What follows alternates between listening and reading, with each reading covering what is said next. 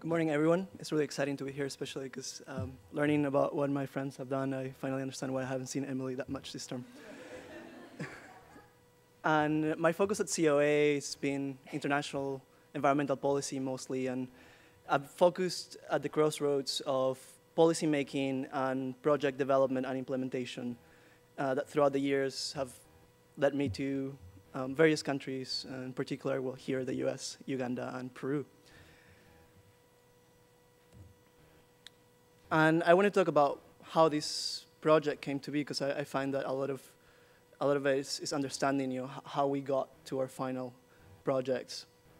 And last fall, I was conducting an independent study with Professor Lorin Stabinsky on a very technical mechanism under the Kyoto Protocol called the Clean Development Mechanism, which basically allows companies and developed countries to implement reducing emitting projects in developing countries in order to produce emission reduction credits so developed countries can fulfill their commitments under the Kyoto Protocol.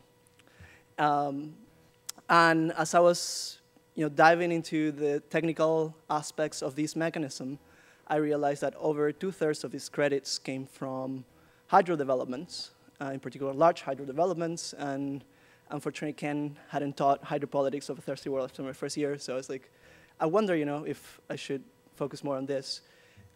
One of the other things that I would like to say is that throughout my studies at COA, I've always tried to make the connection to Peru, my home country.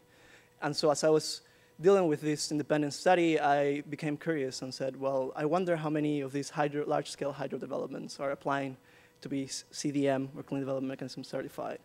And I ran into Pucara, and what caught my interest was the fact that this was a project that was approved, was on the verge of getting accreditation, but had stopped because of the social and environmental concerns that had raised over the years.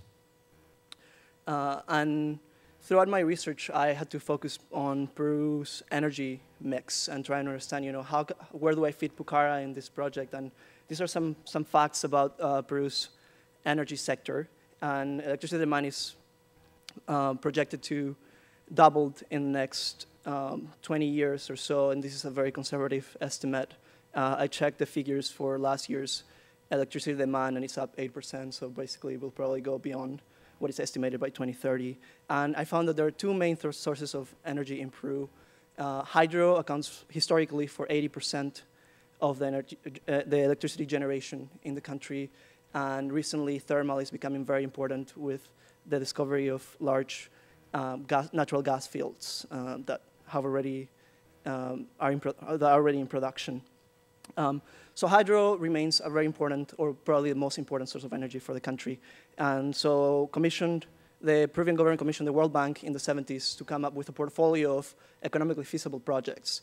And they came with 543 hydro projects, of which to date only 5 of those have been implemented, which I was very interested in. And the thing that really struck home for me is the fact that I couldn't find a comprehensive, sustainable, long-term energy plan for the country. And so a lot of the developments as far as energy goes have been short-term and responding to what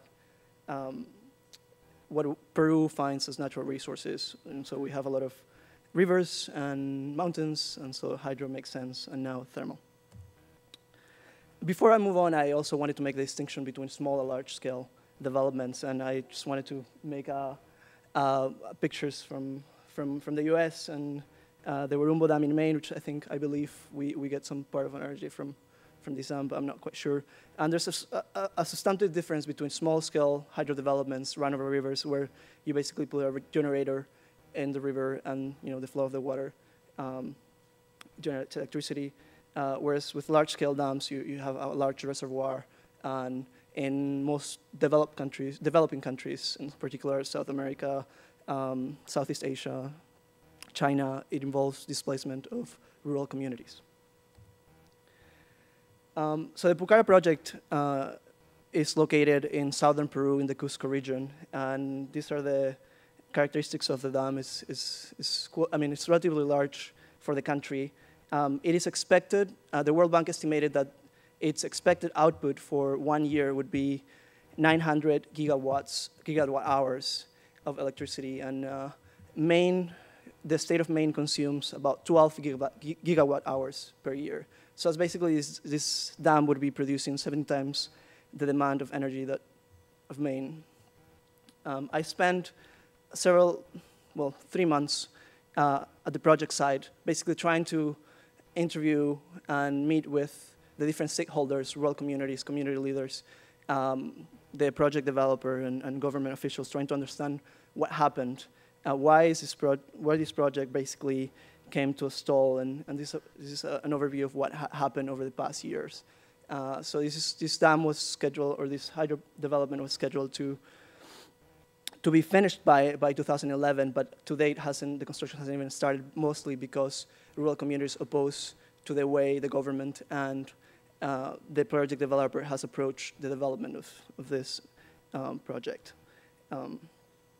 And I just want to share very briefly some of my conclusions that I came about. And basically, a lot of the conflicts arose from the lack of a clear view, long-term view of where the country is heading in regards to their energy sources. And there's no clear view of where do we need to be as far as energy in the next 20, 30 years. And a lot of it's been, well, we just discovered natural gas, and just to paraphrase a little bit, and we'll develop thermal energy technologies.